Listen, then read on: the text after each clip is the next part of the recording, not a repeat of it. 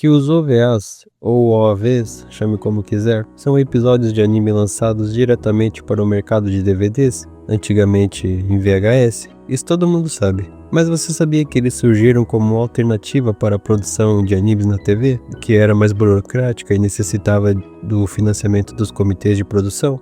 Com o surgimento dos videocassetes, nos anos 80, os animes passaram por uma revolução de estética e temas, pois os OVAs possuem maior polidez na animação, história mais adulta sendo contadas, e tudo isso sem as limitações de prazo, censura e outras limitações criativas. Junto do crescimento econômico do Japão na década de 80, a demanda por OVA só aumentou, tendo uma leve queda nos anos 90 e terminando por vez nos anos 2000, quando a internet começou a se popularizar. Nesse vídeo eu quero listar alguns OVAs desconhecidos com visuais e ideias únicas que surgiram entre essas décadas de 80 e 90. Até hoje é difícil encontrar obras com as abordagens parecidas com os títulos que eu vou citar. Eu só escolhi OVAs antigos porque hoje em dia esse formato de anime só serve como episódio extra de séries famosas. Então é difícil sair algo que fuja muito do padrão. Enfim, sem mais enrolações, bora começar.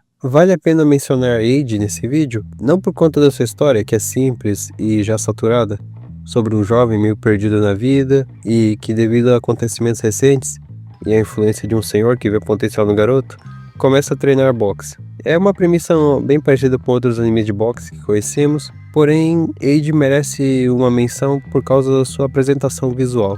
Logo de cara você já percebe o diferencial nos cenários, com cores chapadas e uma baixa variedade de cores. É como se fosse a cena de um anime sendo criada por um sonho de uma pessoa, sabe? Quase todos os cenários têm poucos tons de cores, com apenas alguns elementos sendo coloridos. Às vezes até os personagens passam por esse filtro. Pode até parecer uma técnica feita para poupar o orçamento do anime, mas estamos falando de OVA, então não tinha como o problema ser falta de recursos. É uma escolha artística mesmo, e que para mim funcionou muito bem. O diretor Mizuho Nishikubo também trouxe essa abordagem no OVA California Crisis, porém de forma ainda mais exagerada. Eu até poderia citar ele no lugar de Age, mas quero focar em animes mais desconhecidos. Eu parei para pesquisar um pouco sobre esse estilo de arte e encontrei um post no Reddit comentando sobre esses quadros, que possuem um traço semelhante aos OVAs. Então, indo mais a fundo, eu cheguei no estilo artístico, pelo menos eu acho que eu cheguei no estilo artístico que o diretor se inspirou. A arte publicitária americana, do início até a metade do século XX. Artistas como Norman Rockwell e Austin Briggs foram os que mais se assemelharam. O Mizuho Nishikubo provavelmente também usou quadrinhos americanos como molde, devido às sombras bem definidas no traço.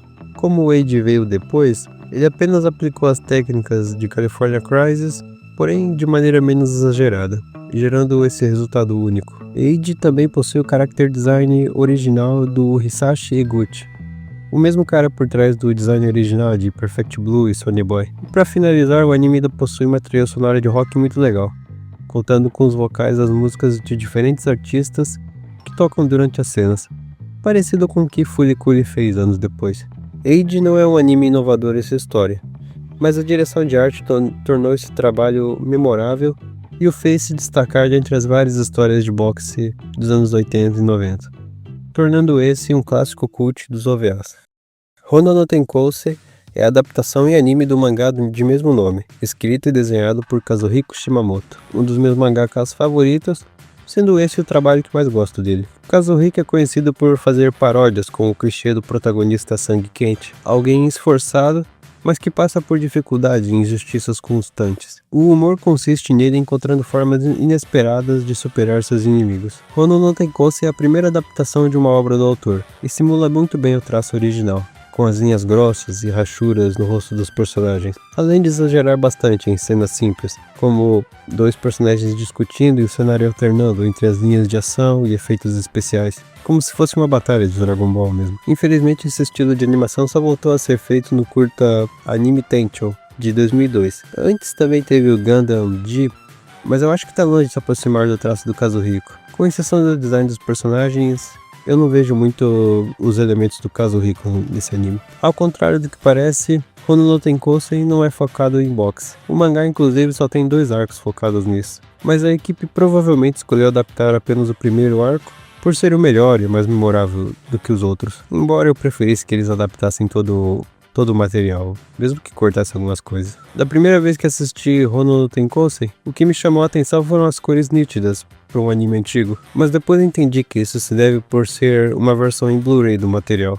Outros animes não tiveram esse mesmo tratamento. Hono no Tenkousen é uma paródia bem feita dos shonens antigos, banalizando os clichês de mangá e sendo propositalmente tosco. Apesar disso, o cuidado da produção pode ser visto na consistência do traço e na animação bem fluida, tornando esse um anime que com certeza merece sua chance.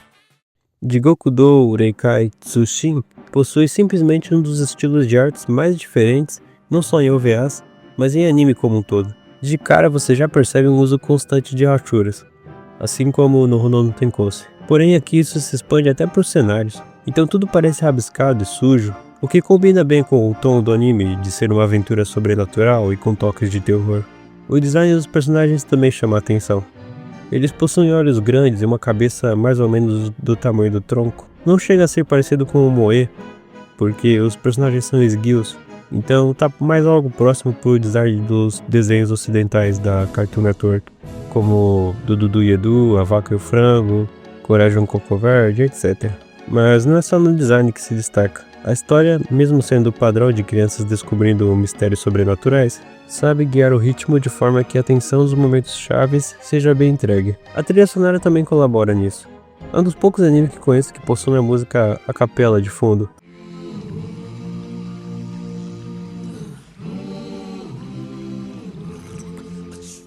A produção audiovisual, somada à direção criativa, tornaram Jigoku do Ureikai Tsushin especial para mim.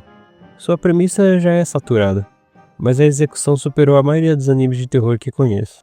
Para finalizar, vou citar um anime que à primeira vista não parece tão único quanto os outros, mas é porque agora eu vou considerar mais a originalidade da premissa do que a parte visual. Idol Defense Force Hummingbird é a prova de que existe anime sobre tudo.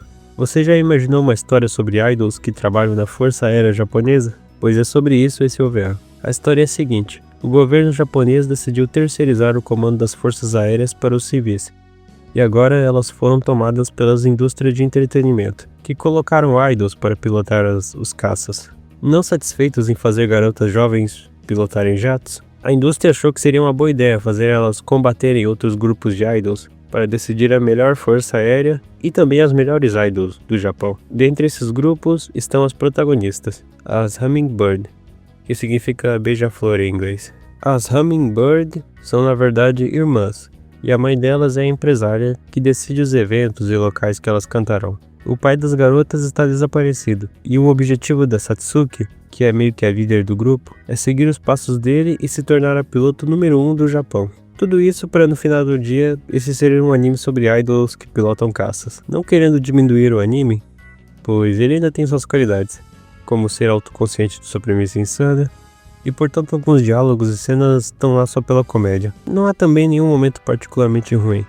Tem fanservice aqui e ali, mas é moderado para um OVA. E as 5 irmãs possuem personalidades distintas o suficiente para você se lembrar dela. Mas o principal motivo para estar citando Hummingbird, além da sua premissa, é devido às suas músicas, que são muito boas mesmo. Cada final de episódio conta com uma performance das garotas, e são facilmente as melhores partes. Lembrando que as dubladoras das personagens faziam parte de um grupo real de idols, que também se chamava Hummingbird. Na vida real elas não são irmãs, mas as músicas que elas cantaram foram feitas para ser sucessos, então a trilha sonora do anime consequentemente é muito boa por causa disso. O OVA de Hummingbird estreou como uma forma de alavancar a fama desse grupo, tanto que o grupo delas lançou 14 álbuns em apenas 4 anos, e fora outros produtos. Hummingbird não possui a história como seu forte, mas como material promocional do grupo de idols, não foi uma tentativa falha, eu diria até que foi uma tentativa melhor do que eu esperaria. Eu recomendaria ele caso você seja fã de idols e queira se aprofundar nesse caso curioso de divulgação multimídia, ou apenas goste de animes estranhos, quem sabe não acaba sendo uma experiência divertida. Esse vídeo foi mais curto e simples que os demais, Eu queria falar desses OVAs e senti que uma oportunidade como essa não iria surgir tão cedo. Eu espero que vocês tenham gostado do vídeo. Se sim, considere deixar um like aí e aproveite para comentar qual outro anime você acha que merecia entrar no vídeo. Obrigado por assistir até aqui e até mais.